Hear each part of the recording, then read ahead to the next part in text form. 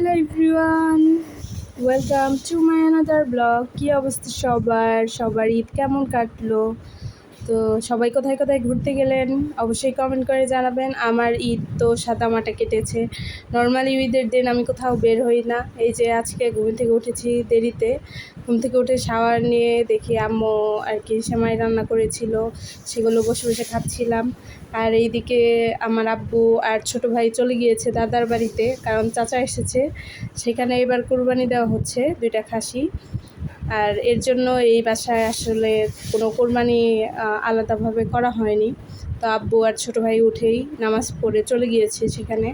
আমাকে অনেকবার কল করা হয়েছিল, কিন্তু আমি আসলে যাইনি, কারণ বাহিরে প্রচুর পরিমাণে গরম ছিল। আর নর্মালি ঈদের দিন, কোরবানি ঈদের মধ্যে প্রচুর পরিমাণে কাজ থাকে, যার কারণে আমি আমার ড্রেস আপ চেঞ্জ করিনি, নর্মালভাবেই ছিলাম। আর দুপুরে আম্মু সমাজের মাংস বা কুরবানির মাংস আসতে অনেক দেরি হয়, এর জন্য দেখি চিকেন রোস্ট আর গরুর গোশত রান্না করে রেখেছিল। চিকেন রোস্ট আমার আর আমার ছোটো ভাইয়ের অনেক পছন্দ, তো সেগুলো দিয়ে নিয়ে দুপুরে লাঞ্চ করে নিচ্ছিলাম। এই যে আমি এখন খাবার খাবো।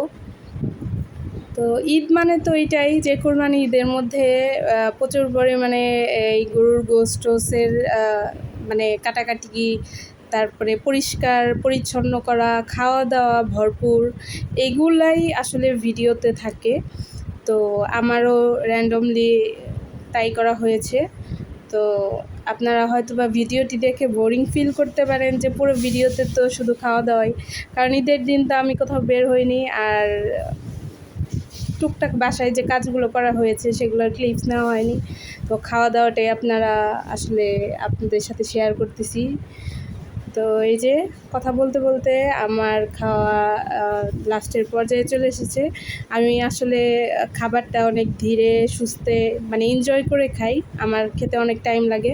অনেকেই দ্রুত খাবার খেয়ে ফেলে, বাট আমি সেটা করতে পারি না। তো যাই হোক, এখানে খাওয়া দাওয়া শেষ করে একটু এখন রেস্ট নিব, কারণ আব্বু এখন পর্যন্ত আসেনি, ছোটো ভাই আসেনি। তো যাই হোক, এরপর একটু শুয়েছিলাম রেস্ট নেওয়ার জন্য, কিন্তু রেস্ট আর নেওয়া হয়নি। এরপর দেখি ছোটো ভাই চলে এসেছে, আব্বু চলে এসেছে, তারপরে ছোটো ভাইকে সমাজের গোশত আনার জন্য পাঠিয়ে দিয়েছে।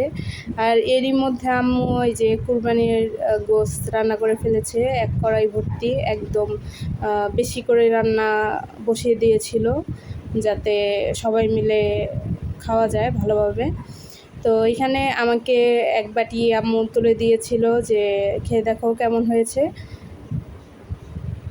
তো কুরবানির মাংসর মতো টেস্ট বা মজা আসলে সারা বছর গরুর মাংস খেলেও হয়তো বা এত টেস্ট লাগে না। কুরবানির মাংস মানেই মজাদার মাংস, এটাই স্বাভাবিক। তো আমি খাচ্ছিলাম, ভীষণ মজা লাগতেছিল। আর আম্মু একটু পরপরই এনে দিচ্ছিল, রিভিল করে দিচ্ছিল, আবার যে আনতেছিলাম খাচ্ছিলাম এইভাবেই।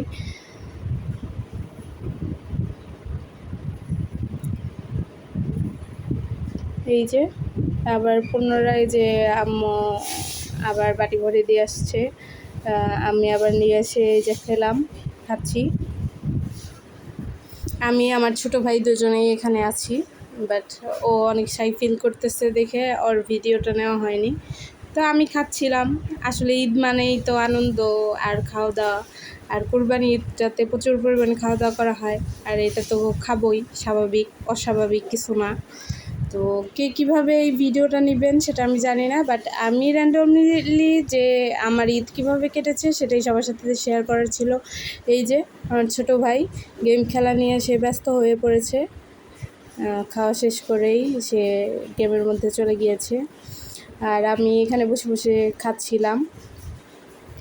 তো আমার আজকের এই ভিডিওটা আসলে লাস্ট পর্যায়ে চলে এসেছে। আমি এইভাবে আর কি সারাটা দিন আজকে পার করেছি, মানে ঈদের দিনটা পার করেছি।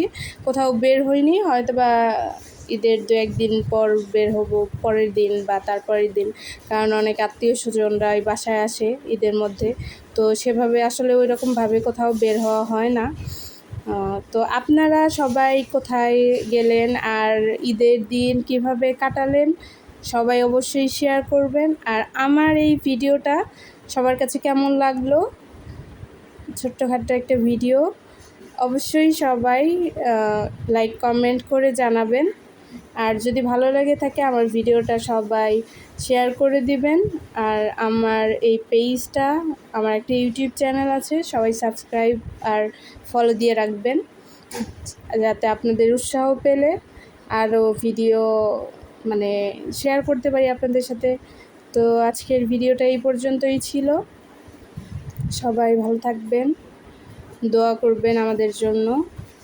আর আল্লাহ হাফেজ।